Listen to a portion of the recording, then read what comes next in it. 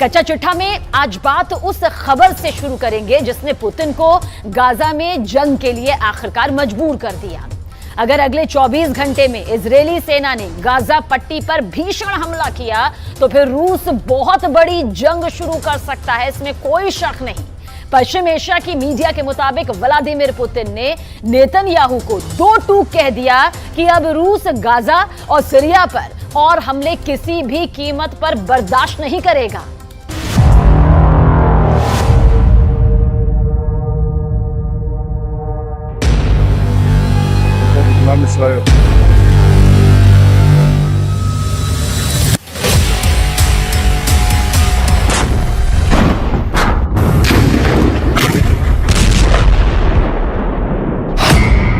बंद करो गाजा में कदम, पुतिन की जंगी धमकी।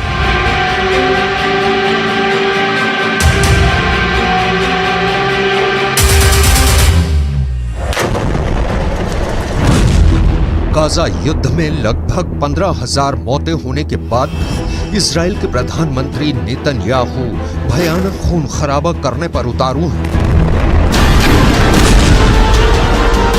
हालात ये हो गए हैं कि पिछले 12 घंटे के अंदर इजरायली सेना ने उत्तरी गाजा में कई जगहों पर सीज फायर को तोड़ते हुए हमास के ठिकानों पर मिसाइलों और ड्रोन से सीधा हमला किया है। लेकिन इस बीच एक खबर रूस से निकल कर आई है जिसने पूरी दुनिया को सन्न करके रख दिया है।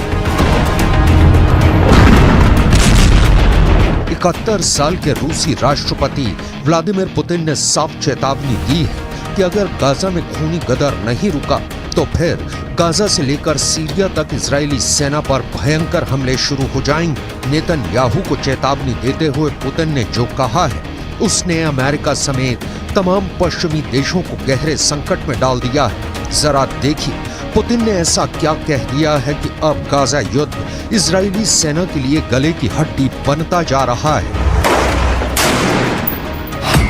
गाजा से सीरिया तक रूस का बदला शुरू।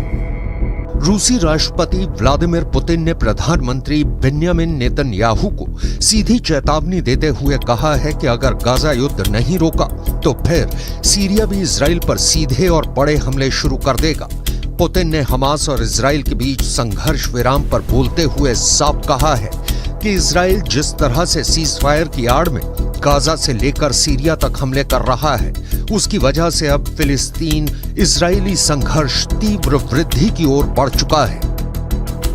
पुतिन ने अपनी चेतावनी में यह खुलासा नहीं किया है कि क्या रूस की सेना सीधे तौर पर इजराइल के खिलाफ जंग में उतरेगी या फिर रूस ईरान और लेबनान के जरिए इजराइल पर बड़ा हमला करवाएगा। खबर यह भी है कि सीरिया में मौजूद रूसी सैन्य अड्डों पर इजराइल के खिलाफ युद्ध की तैयारी पूरी कर ली गई है। हम आपको बता दें कि पुतिन ने इजराइल से साफ कह दिया है कि अब गाजा में मासूम फिलिस्तीनियों की मौत का तमाशा रूस नहीं देखेगा। दावा किया जा रहा है कि मॉस्को ने ईरान, सीरिया और लेबनान को बड़ी जंग के लिए तैयार रहने को कह दिया है।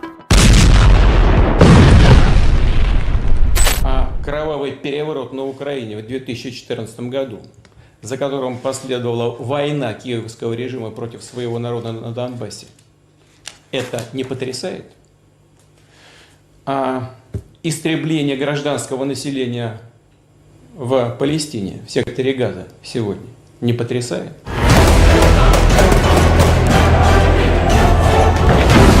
अब आप ये भी जान लीजिए कि जब से हमास और इजराइल के बीच सीज फायर हुआ है तब से उत्तरी गाजा, दक्षिणी गाजा और वेस्ट बैंक में ऐसा क्या हुआ है कि फिलिस्तीनियों और हमास के लड़ाकों को बचाने के लिए पुतिन को सीधे जंग के मैदान में उतरना पड़ा है। मिडिल ईस्ट और रूसी मीडिया के दावों के मुताबिक इजराइल ने पिछले 36 घंटे में हमास के एक बहुत बड़े कमांडर को सीज फायर के दौरान ही जबरदस्त हमले में मार डाला है।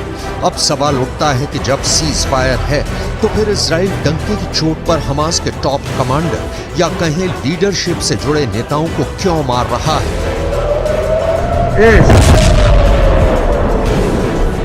डिफेंस एक्सपर्ट्स के मुताबिक इजरायली सेना की खुफिया एजेंसी मोसाद और शिन बेत के पास हमास के सभी टॉप कमांडर्स की पूरी लिस्ट है जो हमास के हमलों को कंट्रोल करते हैं। यही वजह है कि जैसे ही सीज फायर हुआ, हमास के टॉप कमांडर आगे के हमलों को लेकर मूवमेंट करने लगे, जिसकी भनक मोसाद और शिन बेत को लग गई।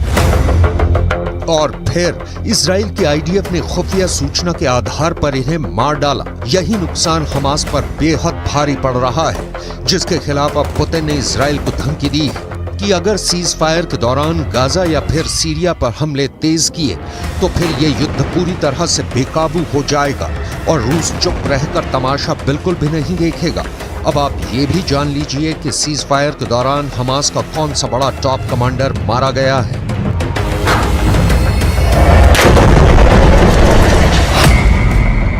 हमास के 2 टॉप कमांडर्स को इजरायली सेना ने इस तरह से मारा है कि यही नहीं पता चल पाया कि उन्हें सीज फायर के दौरान मारा गया या फिर पहले मारा गया। हमास ने खुद 26 नवंबर को पुष्टि की है कि हमास के उत्तरी ब्रिगेड के 2 कमांडर मारे गए हैं। हमास के मुताबिक आईडीएफ ने उत्तरी ब्रिगेड के कमांडर अहमद अल घंडौर को हवाई हमले में मार डाला है। इससे पहले आईडीएफ ने हमास के कमांडर अहमद अल घंडौर को मारने की 3 बार कोशिश की थी। इसके अलावा हमास की उत्तरी ब्रिगेड में रॉकेट डिवीजन के कमांडर आयमान सियाम को भी आईडीएफ मार चुकी है। हमास के मिलिट्री विंग के मुताबिक हमास के कुल 5 सबसे टॉप अधिकारी मारे गए हैं। दावों के मुताबिक ये सभी टॉप कमांडर युद्ध विराम शुरू होने से मारे गए हैं, जबकि कुछ रिपोर्ट में दावा किया गया है कि सीज फायर के दौरान इजरायली सेना की स्पेशल फोर्स ने हमास के 5 कमांडर्स की टारगेट किलिंग की है।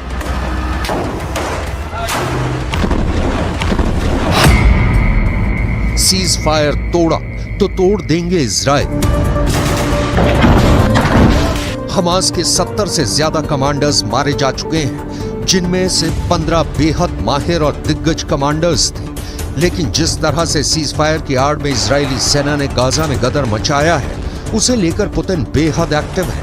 ईरान के राष्ट्रपति रईसी से पुतिन की नजदीकियों ने इजराइल के खिलाफ नई मुसीबत खड़ी कर दी है, तो वहीं सीरिया के प्रमुख असद से पुतिन की पुरानी और गहरी दोस्ती ने इजराइल को गाजा से लेकर सीरिया तक मुसीबत में डाल दिया है। सीरियाई राज्य समाचार एजेंसी के दावों के मुताबिक पिछले 18 घंटे में दक्षिण पश्चिम सीरिया में इजरायली हवाई हमलों में सीरिया के सैन्य ठिकानों को भारी नुकसान हुआ है।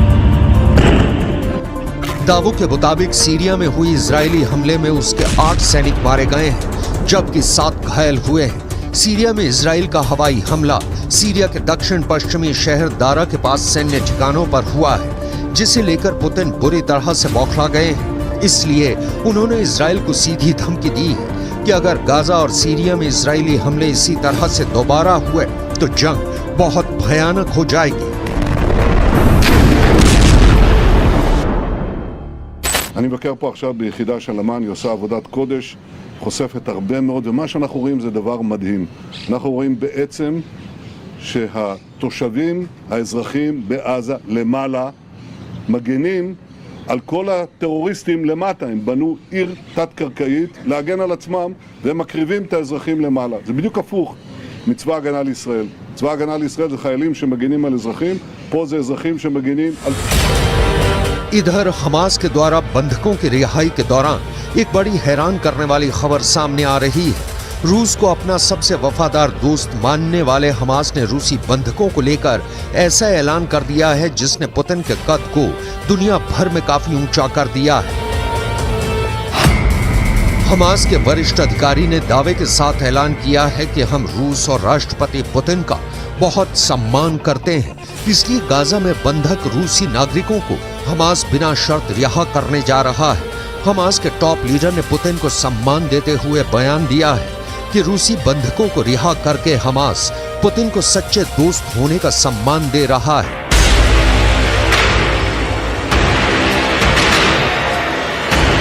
इधर कतर, मिस्र और अमेरिका ने मिलकर इजराइल और हमास के बीच सीज फायर तो करा दिया, लेकिन दिक्कत यह है कि नेतन्याहू और इजराइल के कमांडरों ने साफ कह दिया है कि सीज फायर ना तो इजराइल के बदले को रोक पाएगा और ना ही इजरायली हमलों को। हम हमास का पूरी दुनिया से खात्मा कर देंगे। इधर कुछ मिडिल ईस्ट की मीडिया ने दावा करना शुरू कर दिया है कि गाजा पट्टी में 20,000 से ज्यादा लोग मारे गए हैं, जिनकी संख्या 1967 में इजराइल अरब युद्ध में मारे गए लोगों से कहीं ज्यादा है। दावा तो यहां तक किया गया है कि 1,20,000 से ज्यादा इमारतें गाजा में तबाह हो चुकी हैं। अब ऐसे हालात में दावे किए जा रहे हैं कि रूस गाजा से लेकर सीरिया तक इजरायली हमलों को काउंटर करने का मन बना चुका है, क्योंकि यूक्रेन के युद्ध में पुतिन ने अकेले दम पर नेटो और अमेरिका को थका डाला है और यूक्रेन पुतिन से जंग लगभग हार चुका है। अब ऐसे हालात में पुतिन का हौसला 7वें आसमान पर है, इसलिए वो गाजा से लेकर सीरिया तक इजरायली सेना को मटिया मेट करने की तैयारी में जुट चुके हैं।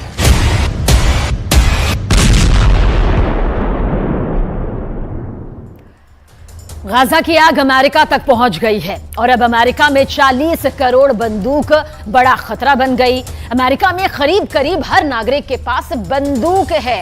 अमेरिका में अब गाजा को लेकर ऐसी बातें फैलाई जा रही है जिससे जो बाइडेन को यह लगने लगा है कि कहीं हमास का अगला हमला अमेरिका में ना बन जाए।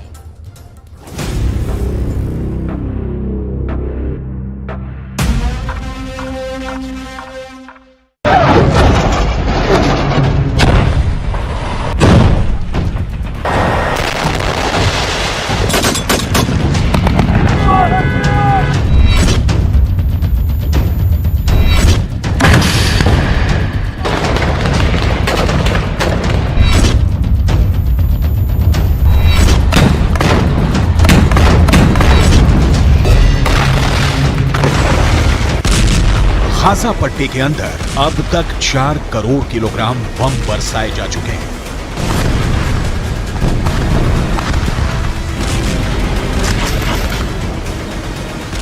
पूरा गाजा पट्टी जलकर राख हो चुका है, लेकिन इस आग ने अमेरिका के सामाजिक ताने बाने को भी जलाकर राख कर दिया है।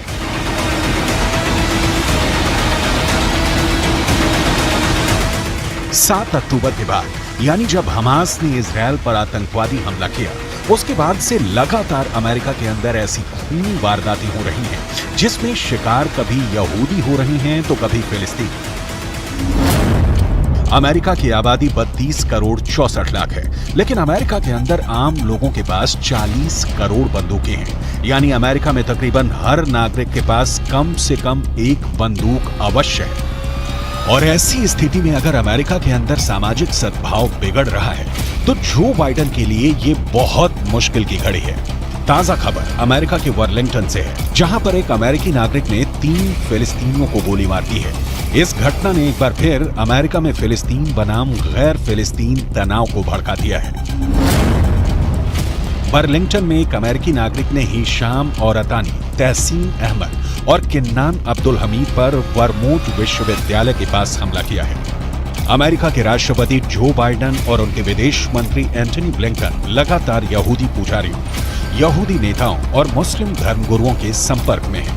वो लगातार शांति स्थापित करने की कोशिश कर रहे हैं और बयान भी जारी कर चुके हैं, लेकिन इसका कोई असर देखने को नहीं मिल रहा है। अमेरिका में किस तरह फिलिस्तीनियों को गोलियों की बौछार का सामना करना पड़ा है, आपको आगे बताने वाले हैं। लेकिन सबसे पहले आपको अमेरिका के हालिया घटनाओं का पूरा विवरण देते हैं, जिससे ये साफ हो जाता है कि अमेरिका भी अब गाजा की आग से बच नहीं पा रहा है। ये तस्वीरें अमेरिका की ही हैं, जहां पर एक 6 साल के फिलिस्तीनी बच्चे का नमाज़े जनाजा पढ़ा जा रहा है।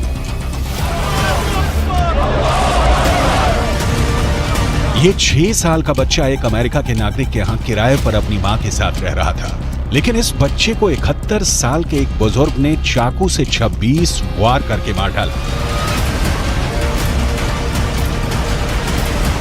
इस बच्चे के परिवारजनों ने रोते हुए अमेरिका की सरकार से प्रार्थना की है कि जो युद्ध गाजा के अंदर चल रहा है उसको अमेरिका में शिफ्ट ना किया जाए।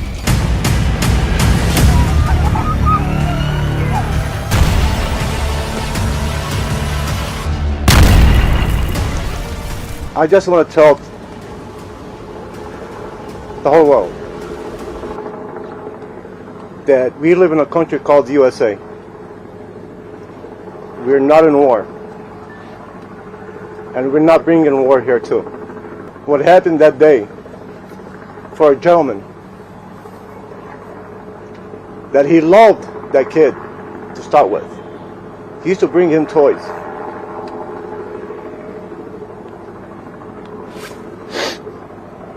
Now I want to ask anybody here, a 71-year-old man sitting on top of a 6-year-old kid, stabbing her more than 26 times, and he was looking in his eyes. You tell me, is that exaggeration? You tell me what type of man he can do that.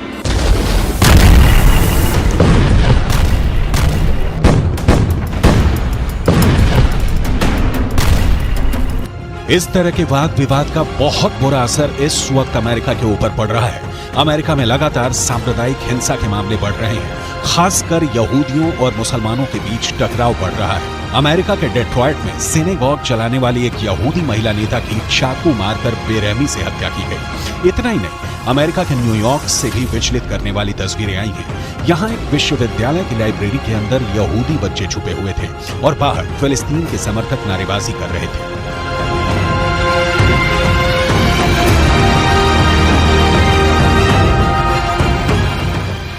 America के Washington में फिलिस्तीन समर्थक प्रदर्शन के दौरान एक महिला को ऐसा पोस्टर लिए दिखाया गया जिसमें यहूदियों को पूरी तरह से समाप्त करने जैसा संदेश दिया गया था। अमेरिका के अंदर लगातार हो रहा कत्लेआम और एक दूसरे के खून के प्यासे नजर आ रहे लोग ये बताने के लिए काफी हैं कि अमेरिका किस तरह तलवार की धार पर चल रहा है। बर्लिंगटन का केस अपने आप में बहुत चौंकाने वाला है। जिस वक्त इन तीनों फिलिस्तीनियों को गोली मारी गई, ये तीनों अरबी बोल रहे थे और इनमें से 2 ने फिलिस्तीनी काफिया पहना हुआ था। फिलिस्तीनी काफिया एक ऐसा कपड़ा होता है जो गले पर पहना जाता है और इसमें चिक होते हैं। फिलिस्तीन का आंदोलन करने वाले बड़े नेता यासिर अराफात अक्सर फिलिस्तीनी काफिया पहनते थे और ये फिलिस्तीनी काफिया एक तरह से यासिर अराफात की पहचान बन गया था।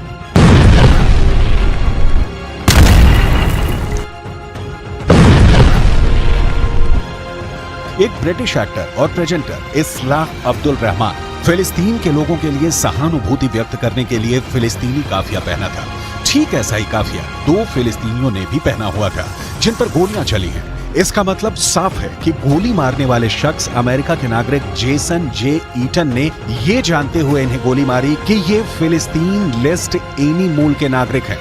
We have a lot more to do, however. Even with this arrest, we are still working. There is more investigation to be done, and that includes trying to determine motive. We still do not know as much as we want to know. But I would urge the public and you in the media to avoid making conclusions based on statements from people who know even less than we currently do. We are working hard to find out this information, and we are nowhere near the end of this investigation. Jason J Eaton को गिरफ्तार कर लिया गया है और उन पर case चलाया जा रहा है। अमेरिका की पुलिस लगातार जेसन जो ईटन के बैकग्राउंड को तलाश रही है। करीब 50 साल का जेसन एक किसान है और मुख्य तौर पर उसका पेशा खेती-बाड़ी है, लेकिन वो सोशल मीडिया पर भी एक्टिव है और वो फिलिस्तीन का समर्थन करने वाले अमेरिका के नेताओं के खिलाफ कई टिप्पणियां कर चुका है। अहम बात यह भी है कि जहां पर जेसन ने 3 फिलिस्तीनियों को गोली मारी है, वो जगह उसके अपार्टमेंट के पास ही है। जहां ये तीनों फिलिस्तीनी पढ़ते हैं, वो जगह भी अपार्टमेंट के पास है। क्या ये इलाका फिलिस्तीनियों के प्रदर्शन से प्रभावित रहा है, इसकी भी जांच की जा रही है। हमास के कमांडर याह्या सिनवार ने इजरायल को फिर से डरा दिया है। सिनवार ने इजरायल की भाषा में ऐसी बात कह दी कि बेन्यामिन नेतन्याहू बहुत टेंशन में है। दरअसल बंधकों की रिहाई के बाद अब कहा जा रहा है कि हमास ने इजरायल के सिर्फ 60 बंधक ही नहीं छोड़े, बल्कि इजरायल को 60 बार हरा भी दिया है।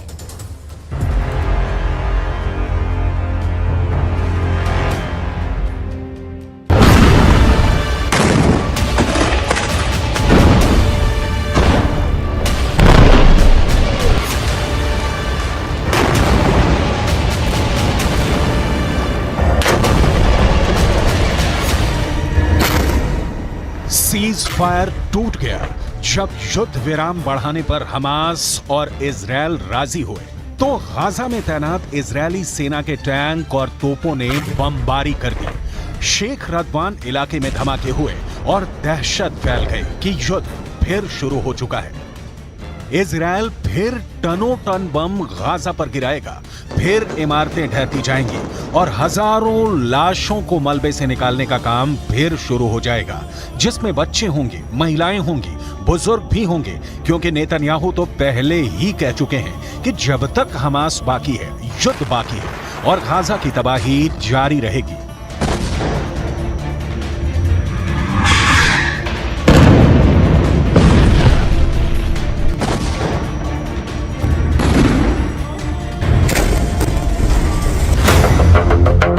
यानी सीज फायर की उम्र ज्यादा नहीं है और अब शेख रदवान में हुए हमलों ने बता दिया कि सीज फायर टूट गया है।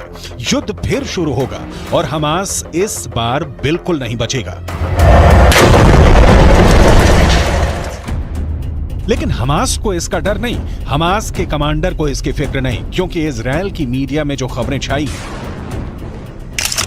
उसने याया सिनवार का खौफ एक बार फिर पूरे इजराइल में फैला दिया है। क्योंकि याया सिनवार को लेकर जो खबर आई है वो वाकई बहुत चौंकाने वाली है। ये खबर सुरंग से आई है जहां हमास पूरी तरह एक्टिव है। ये खबर हमास के बंधकों ने बताई है, वो बंधक जिनको हमास ने रिहा किया है। और ये खबर नेतन्याहू के लिए बहुत बड़ा सिरदर्द बन चुकी है।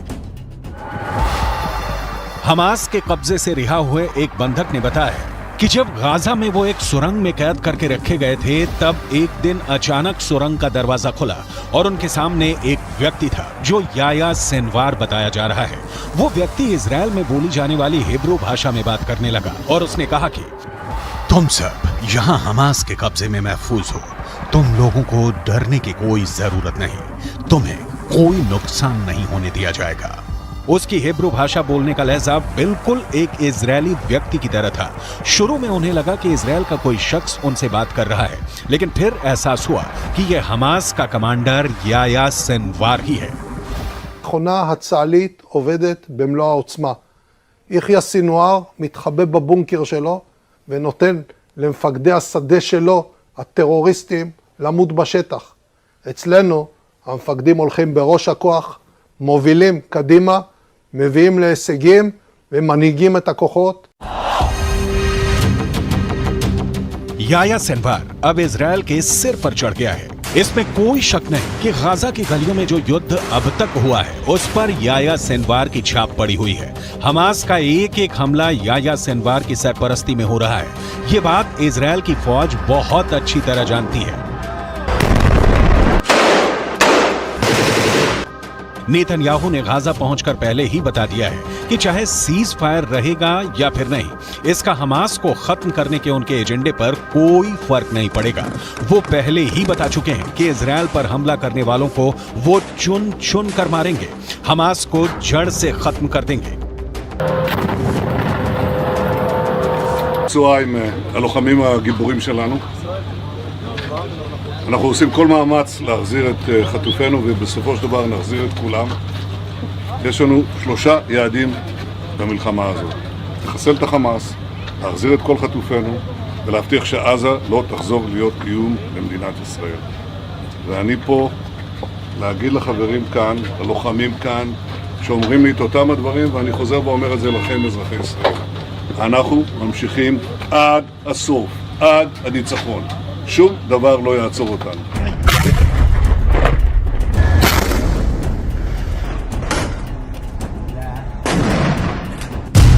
यानी हमास का पक्का इलाज होगा, हमास को पूरी तरह खत्म कर दिया जाएगा। इसकी 100% वाली गारंटी नेतन्याहू बार बार दे रहे हैं।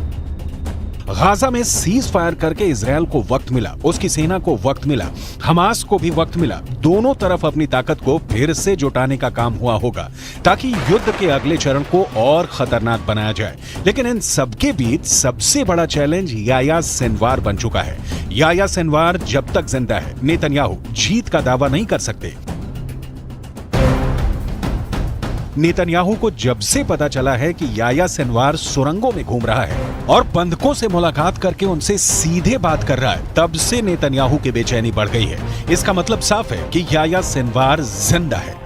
याया सिनवार युद्ध को कंट्रोल कर रहा है। याया सिनवार बता रहा है कि इजराइल का एक एक बंधक उसके रहमो करम पर जिंदा है। यही बात इजराइल को बहुत परेशान कर रही है।